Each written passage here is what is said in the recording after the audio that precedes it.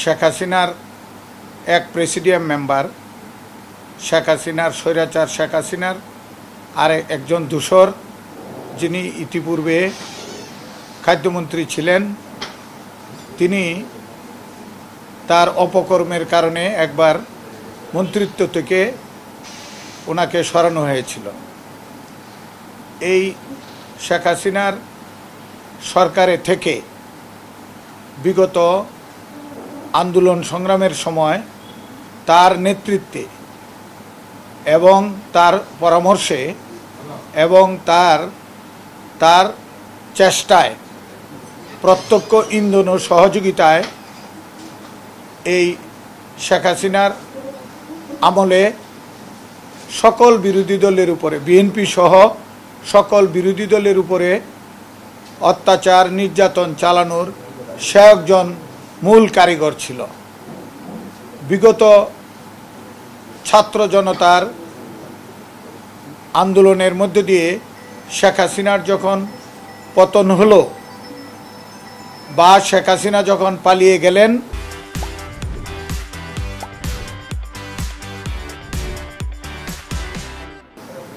সেই সরকারেরও তিনি অনেক প্রভাবশালী একজন দূষর ছিলেন।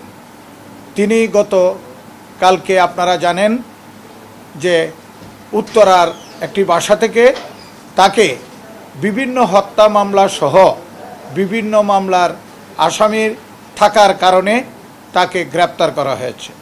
তাকে গ্রেপ্তার করে যখন বিজ্ঞ সিএমএম আদালতে আনা হয়, তখন এই সিএমএম আদালতে আসামিকে আনার পর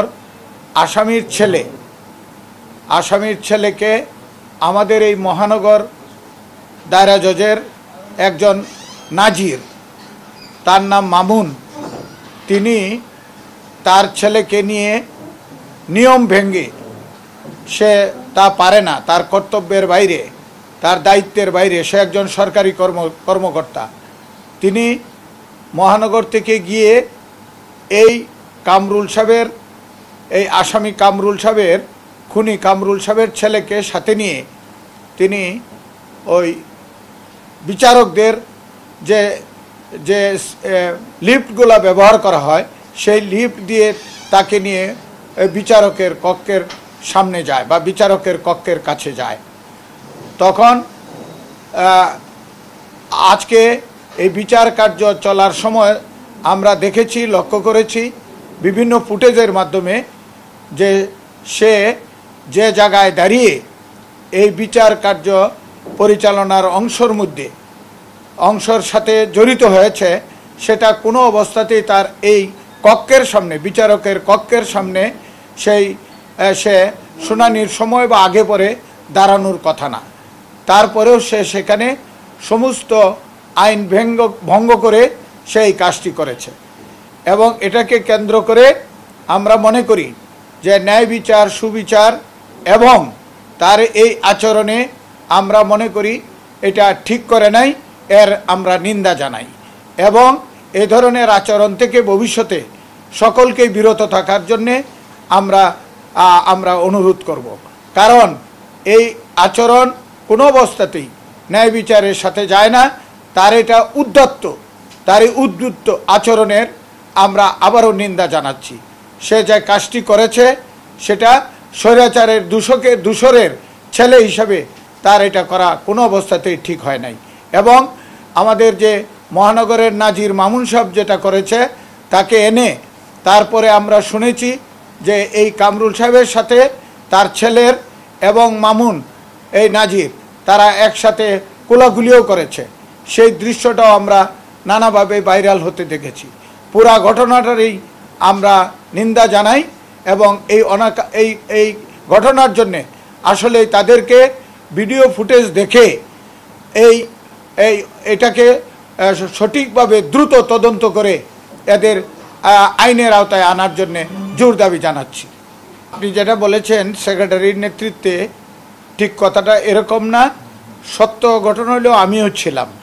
আমরা মিছিল প্রতি মঙ্গলবার, আপনি জানেন, আমরা এই স্বৈরাচারের কর্মকাণ্ডের বিরুদ্ধে, এই বারের বুট চুর, অর্থ চুর, বারেরও কিন্তু গত কয়েক বছরে টাকা আত্মসাৎ তারা করেছে এবং এই বিল্ডিং নির্মাণের নামে কোটি কোটি টাকা তারা আত্মসাৎ করেছে।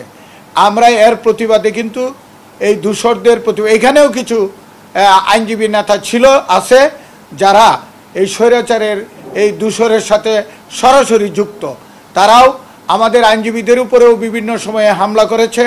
তারা আমাদের অনেক আইনজীবীর কক্ষ গত এই পতনের 5 তারিখের আগে 4 তারিখেও তারা সেই ভাঙচুর করেছে এবং আমাদের অনেক নেতাদের উপরে আক্রমণ করেছে। অনেক আইনজীবী ভাই ও বোনদেরকে তারা আক্রমণ করেছে, রক্তাক্ত করেছে। আমাদের অনেক ভাই বোন আহত হয়ে বিভিন্ন হাসপাতালে চিকিৎসা করেছে, তা আপনারা সবাই জানেন। সেই মিছিল ছিল। আমরা ওই যে ধারাবাহিকভাবে যে প্রতি মঙ্গলবার মিছিল করি, মূলত মিছিলটা এটাই ছিল। তবে এটার সাথে এই মামুনের ঘটনা এবং এই স্বৈরাচার এই কামরুল ইসলামের ছেলের ঘটনায় এই যে সেটা নতুন একটা মাত্রা যোগ হয়েছে। সেই কারণে আজকে এর উপরেও কিছু আমরা স্লোগান হয়েছে। আমরা এই মামুনের এবং তার ছেলের এই যে অনিয়মেরও বিচার দাবি করেছি।